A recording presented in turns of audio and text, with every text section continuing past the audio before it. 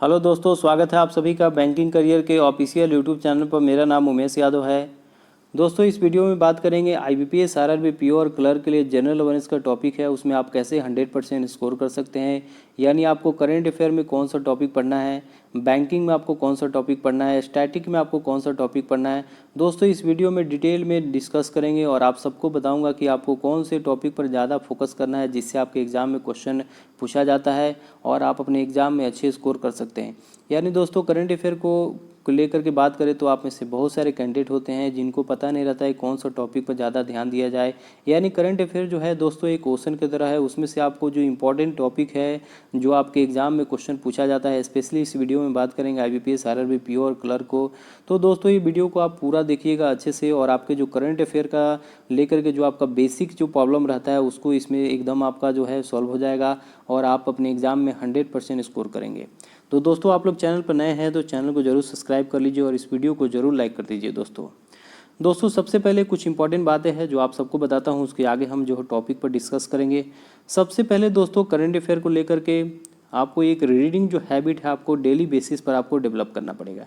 यानी आप daily basis पर आप करंट अफेयर का रीडिंग आप करते हो तो उससे आपको 3 जो है बेनिफिट मिलेगा। फर्स्ट बेनिफिट दोस्तों क्या होगा, आपका करंट अफेयर बहुत अच्छा हो जाएगा। यानी आप डेली बेसिस पर करंट अफेयर की स्टडी करते हो या आप कोई पेपर की स्टडी करते हो तो इससे आपको 3 टॉप में जो है बेनिफिट मिलेगा। फर्स्ट है दोस्तों, आपका करंट अफेयर अच्छा हो जाएगा।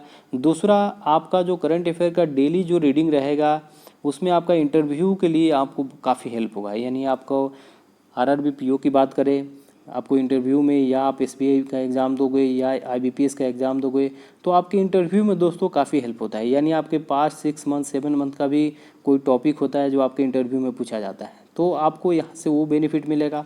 तीसरा दोस्तों बेनिफिट मिलेगा कि इंग्लिश जो है आपका इम्प्रूव हो जाएगा। यानी आप डेली बेसिस पर रीडिंग करते हो तो आपका इंग्लिश का जो टॉपिक है वो इम्प्रूव हो जाएगा और आपको एग्जाम में इंग्लिश में भी आप अच्छे स्कोर कर सकते हैं। यानी आप डेली बेसिस पर रीडिंग करने से आपको 3 बेनिफिट मिलता है। करंट अफेयर अच्छा होगा, इंटरव्यू में हेल्प होगा और तीसरा जो टॉपिक है आपको इंग्लिश इंप्रूव हो जाएगा।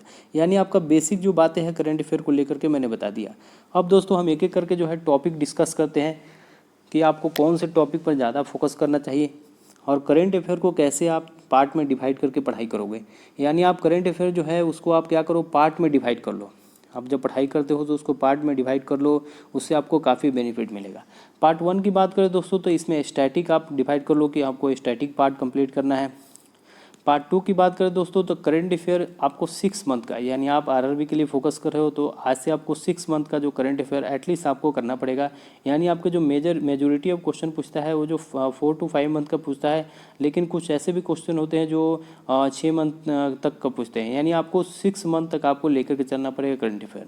उसके बाद दोस्तों पार्ट सी जो है इसमें आपको बैंकिंग जो करंट अफेयर न्यूज है और बैंकिंग स्टैटिक है और उसी के साथ साथ आपका फाइनेंशियल अवेयरनेस है, यानी आपको डिवाइड कर लेना है।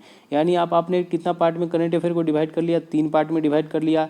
स्टैटिक हो गया, करंट हो गया और बैंकिंग और फाइनेंशियल अवेयरनेस हो गया। अब हम देखते हैं दोस्तों स्टैटिक में आपको क्या क्या पढ़ना है, यानी आपके जो एग्जाम में जो क्वेश्चन पूछा जाता है स्टैटिक से उसको देखते हैं। तो जनरली दोस्तों बैंक और इंश्योरेंस का जो एग्ज़ाम होता है उसमें आपका स्टैटिक से जो क्वेश्चन पूछा जाता है उसको देख लेते हैं एक शॉर्ट में। आपका इंटरनेशनल ऑर्गेनाइजेशन होता है उसका हेडक्वार्टर पूछता है। उसके बाद इंडिया में जो नेशनल पार्क है उसके बारे में पूछता है। वाइल्ड लाइफ सेंचुरी पूछता है। Dam, power plant in India. यानी ये जो टॉपिक्स है दोस्तों आपके स्टैटिक में क्वेश्चन आता है। उसके बाद दोस्तों आपका इंपॉर्टेंट डेट हो गया।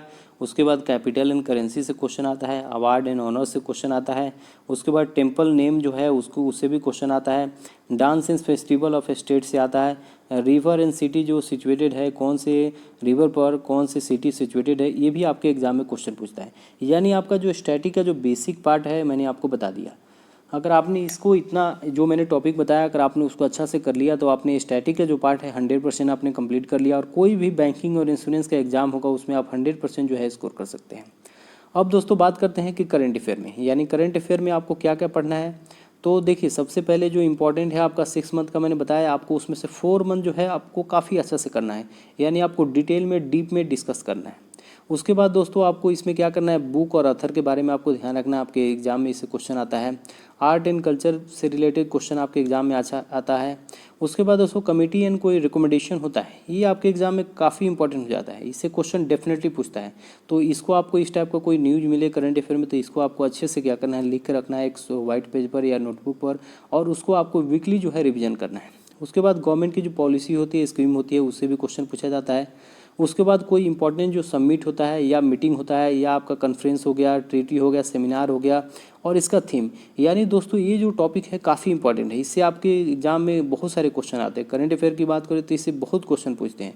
तो ये जो टॉपिक है आपको इस अच्छे से पढ़ना है, इससे रिलेटेड कोई भी क्वेश्चन मिले तो उसको अच्छे से आपको स्टडी करनी है, उसको अच्छे से लिख कर रखना है। उसके बाद दोस्तों आपका प्लेस हो गया और पीपुल, कोई न्यूज़ में है, कोई बड़े लोग जो है न्यूज़ में है, या कोई प्लेस न्यूज़ में है, तो उससे भी क्वेश्चन पूछता है। उसके बाद कोई बड़े लोगों का अपॉइंटमेंट होता है, जो इंपॉर्टेंट पर्सन होते हैं, परमानेंट पर्सन, या उसके बाद जो MOU साइन होता है, मेमोरेंडम ऑफ अंडरस्टैंडिंग जो साइन होता है, इससे रिलेटेड जो कोई भी न्यूज़ हो तो आप उसको लिख कर रखिए। उसके बाद दोस्तों ब्रांड एम्बेसडर है। उसके बाद इंडिया रैंक जो है डिफरेंट ऑर्गेनाइजेशन में आपका GDP फोरकास्ट करती है, डिफरेंट जो ऑर्गेनाइजेशन होती है, तो ये भी आपको याद रखना है। इंडिया का रैंक जो है डिफरेंट ऑर्गेनाइजेशन ने कितना इंडिया का रैंक जो है फोरकास्ट किया है। उसके बाद आपका GDP जो है डिफरेंट ऑर्गेनाइजेशन जो है ये करती है, फोरकास्ट करती है, वो आपको लास्ट जो है 4 मंथ का आपको याद रखना है। यानी 4 मंथ का आपने GDP याद रखा तो आपके एग्जाम में वो सफिशियंट है, वहीं से आपके क्वेश्चन आते हैं। उसके बाद दोस्तों अब बात करते हैं नेक्स्ट टॉपिक पर। अब बात करते हैं C टॉपिक, यानी करंट अफेयर का जो मैंने टॉपिक बता दिया, इससे जितना सारा टॉपिक है इससे रिलेटेड कहीं भी आपको कोई न्यूज दिखता है तो उसको आप अच्छे से पढ़ो और उसको हाईलाइट करके रखो। अब बात करते हैं दोस्तों आपके बैंकिंग में आपको क्या करना है, बैंकिंग का जो करंट न्यूज है उसको आपको अच्छे से कर ध्यान देना है। यानी बैंकिंग में कोई भी न्यू डेवलपमेंट हुआ है या कोई भी आपका जो कोई ऐप्स डेवलप हुआ, उसको आपको अच्छे से उसको याद करना है। उसके बाद दोस्तों बाकी बैंकिंग से रिलेटेड कोई भी न्यूज़ होता है उसको आगे हम देखेंगे, और बैंकिंग में आपको क्या क्या पढ़ना है। यानी बैंकिंग की बात करें तो कोई करंट न्यूज़ है बैंकिंग से, कोई बैंक ने लोन दिया या वर्ल्ड बैंक जैसे लोन देता है डिफरेंट अपने इंडियन स्टेट को या किसी वर्क के लिए, तो वो बैंकिंग का जो करंट न्यूज़ है आपको याद रखना है। उसके बाद बैंकिंग स्टैटिक में यहाँ देख लेते हैं दोस्तों। बैंकिंग स्टैटिक की बात करें दोस्तों तो आपको बैंक का हेडक्वार्टर, उसके बाद बैंक का टैगलाइन, एब्रिविएशन फॉर्म आता है, उसको भी आपको ध्यान देना है। उसके बाद दोस्तों बैंकिंग का जो हिस्ट्री है, इंडियन बैंकिंग हिस्ट्री है, वो भी आपको ध्यान में रखना है। उसके बाद बैंकिंग का जो फंक्शन है, बैंकिंग कैसे फंक्शन करता है, वो भी आपको ध्यान में रखना है। RBI का हिस्ट्री जो है उसके बारे में आपको ध्यान रखना है, और डिफरेंट जो इंस्टीट्यूशन है, डिफरेंट जो ऑर्गेनाइजेशन है इंडिया में, उसका फंक्शन क्या है, उसका एस्टैब्लिशमेंट कब हुआ। यानी आपका जो बैंकिंग स्टैटिक का जो मैंने पार्ट बताया, अगर आपने इतना अच्छा से कर लिया तो आपका सब कुछ जो है बैंकिंग और आपका इंश्योरेंस जो टॉपिक है ये लगभग कवर हो जाएगा। इंश्योरेंस में बात करें तो डिफरेंट ऑर्गेनाइजेशन में आ गया, डिफरेंट ऑर्गेनाइजेशन का जो एस्टैब्लिशमेंट हुआ था उसके बारे में, उसकी हिस्ट्री जो है ब्रीफ हिस्ट्री आपको पढ़ना पड़ेगा। तो इसमें आपका बैंकिंग का जो स्टैटिक पार्ट है वो कवर हो जाता है। अब दोस्तों बैंकिंग के करंट अफेयर में जैसे करंट न्यूज़ जो है मैंने बात किया, जैसे कोई भी बैंक जो है MOU साइन हुआ उसको आपको अच्छे से ध्यान में रखना है। जैसे मैंने आपको बताया कि MOU साइन हुआ है या कोई बैंक जो है लोन दिया, उसको ध्यान रखना है। यानी बैंकिंग अवेयरनेस से रिलेटेड लोन हो गया, एग्रीमेंट हो गया। उसके बाद MD एंड CO जो है अपॉइंटमेंट हुआ, नया कोई MD एंड CO अपॉइंटमेंट है, उसको ध्यान में रखना है। कमिटी एंड कोई रिकमेंडेशन होता है, कमिटी का किसी रिकमेंडेशन होता है या कोई कमिटी गठित होती है जिसको कुछ वर्क के लिए जैसे कमिटी बनाया जाता है, तो वो आपको काफ़ी इंपॉर्टेंट है। RBI ने किसी को काम वर्क के रिलेटेड कमिटी बनाए, उसको आपको ध्यान में रखना है। RBI से रिलेटेड जो भी न्यूज आता है आपको एकदम अच्छे से उसको ध्यान में रखना है, उसको लिख कर रखना है। बैंकिंग से मेजोरिटी ऑफ क्वेश्चन जो आते हैं बैंकिंग का कमिटी रिकमेंडेशन होता है, RBI से रिलेटेड न्यूज होता है। उसके बाद दोस्तों बैंक का कोई न्यू जो ऐप्स हुआ वो भी आपको, उसके बाद दोस्तों बैंक का कोई न्यू ऐप्स जो लॉन्च होता है उसके बारे में आपको, कोई भी न्यूज है, कोई बैंक जो है नया प्रोडक्ट लॉन्च किया, कोई नया जो है ऐप्स लॉन्च किया, उसके बारे में आपको अच्छे से न्यूज़ जो है आपको उसको लिख के रखना है, उसको अच्छे से पढ़ना है। उसके बाद बैंकिंग एंड फाइनेंशियल अवेयरनेस से रिलेटेड जो भी न्यूज़ है उसको आपको अच्छे से जो है स्टडी करनी है। यानी आपका बैंकिंग में करंट अफेयर में करंट जो न्यूज़ होता है, अगर आपने इतने सारे टॉपिक पर आपने कवर कर लिया तो आप अपने 100% बैंकिंग का जो न्यूज़ है आप अपने एग्जाम में अच्छे स्कोर करोगे। यानी ये टॉपिक जो मैंने बता रहा हूँ दोस्तों एकदम जो है रिसर्चेड टॉपिक है, इसके बारे में मैंने रिसर्च करके और जो भी एग्ज़ाम में क्वेश्चन पास्ट में जो पूछा हुआ है उसके आधार पर, या मैंने जो एग्ज़ाम दिया है जो क्वेश्चन मुझे देखने को मिला है उसके आधार पर मैंने वीडियो को बनाया है। यानी आप जो टॉपिक बताया इसका जो न्यूज़ आता है, अगर आपने उसको लिख के रखा, पढ़ा तो आपको 100% आपके एग्ज़ाम में जो है स्कोर होंगे। अब दोस्तों सबसे इंपॉर्टेंट है कि स्टडी सोर्सेस आपकी क्या होनी चाहिए। मैंने सब कुछ तो बता दिया, लेकिन आपका स्टडी सोर्सेस क्या होना चाहिए। तो देखो दोस्तों, मेरा मानना है जो मैं प्रोसेस फॉलो किया या अभी मैं करता हूँ, या अपने जो भी मैं अपने कैंडिडेट को रिकमेंड करता हूँ, मैं बोलता हूँ कोई 2 सोर्सेज को आप ये करो, फॉलो करो। ये फेयर क्लाउड जो one of the best sources है, जहाँ यहाँ से आपके 100% जो एग्जाम में क्वेश्चन आते हैं। उसके बाद बैंकर्स अड्डा है, बैंकर्स अड्डा भी आप पढ़ सकते हैं। बैंकर्स अड्डा आप सिंगल पढ़ करके आप अपने एग्जाम में अच्छे स्कोर नहीं कर सकते हैं। स्टडी IQ की वीडियो की बात करें तो दोस्तों इसमें से कोई 2 सोर्सेस आपको उठानी है। आप एक सोर्सेज से नहीं पढ़ सकते हो, 2 सोर्सेज मैं आप सबको रिकमेंड करूंगा कि फेयर क्लाउड और आप बैंकिंग का फेयर क्लाउड हो गया और अब बैंकर्स अड्डा। आपने 2 सोर्सेज को फॉलो किया, यानी आप डेली बेसिस पर क्या किया, आपने बैंकर्स अड्डा को फॉलो कर लिया और आपका वीकली जो है मंथली जो है पॉकेट PDF आता है जो आपके एग्जाम में वहाँ से 100% क्वेश्चन बनता है। उसके बाद 100 का क्वेश्चन आंसर का सेट आता है फेयर क्लाउड का। उसके बाद आपका बैंकिंग और इकोनॉमी का न्यूज आता है। यानी आप इसको पढ़ा तो आपके एग्जाम में 100% स्कोर होंगे। मैंने किया है दोस्तों, अच्छा स्कोर आप भी करोगे और बहुत सारे लोग जो है करंट अफेयर में स्कोर मेरे एडवाइस से सभी एग्ज़ाम में अच्छे स्कोर करते हैं। यानी आपने इसको फॉलो किया तो आप 100% अपने एग्ज़ाम में स्कोर करोगे। स्टडी IQ की बात करें दोस्तों तो सर वीडियो बनाते हैं, उनका काफ़ी अच्छा वीडियो है, लेकिन उसका जो चार्जेस है आजकल काफ़ी ज़्यादा है। तो आप सब बैंकर्स अड्डा और फेयर क्लाउड के PDF से आप पढ़ करके आप अच्छे इसको कर सकते हो अपने एग्जाम में। तो क्यों आप इतने पैसे इन्वेस्टमेंट करोगे।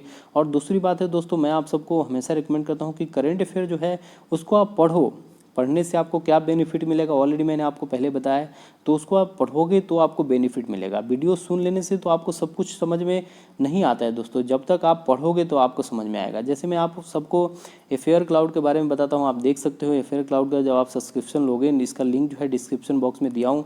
ये ओनली आपको 315 रुपीज़ में 1 ईयर का आपको दोस्तों PDF मिलता है। आपको बहुत इंपॉर्टेंट है, आप एक बार जा करके इस PDF के बारे में नीचे देखो, आप उसमें देखो कि क्या क्या आप जो कैंडिडेट का फीडबैक है। और आपको सेकंडों में आप देखोगे, वहाँ आप नीचे जाओगे तो सेकंडों में कितने सारे कैंडिडेट लिए रहते हैं उनका जो है, और नीचे जो है नाम भी आता है और ये भी आता है। देख सकते हो यहाँ पर 36 मिलियन जो कैंडिडेट हैं 2014 से 19 का डाटा है, उन्होंने इसे बेनिफिट मिला है।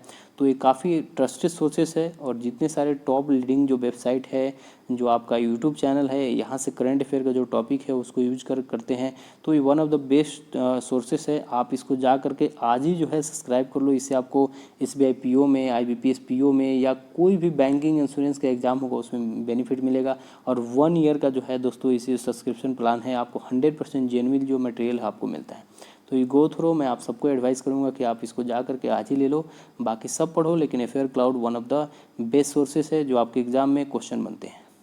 और दूसरी बात है दोस्तों, आप अच्छे से प्रिपरेशन करते रहो। कोई भी आपको हेल्प चाहिए प्रिपरेशन से रिलेटेड, आप मुझे कमेंट कर सकते हो या आप मेल कर सकते हो। आप सबको मैं हमेशा हेल्प कर रहा हूँ, आप सबको भी हेल्प करूँगा। और दोस्तों आप लोग चैनल से बने रहिए, क्योंकि मैं आप सबके लिए जो है रीजनिंग का और मैथ का जो बाकी जो टॉपिक है उस सब के लिए दोस्तों मैं आपको लेक्चर जो है बहुत जल्दी जो है अरेंज कराने वाला हूं।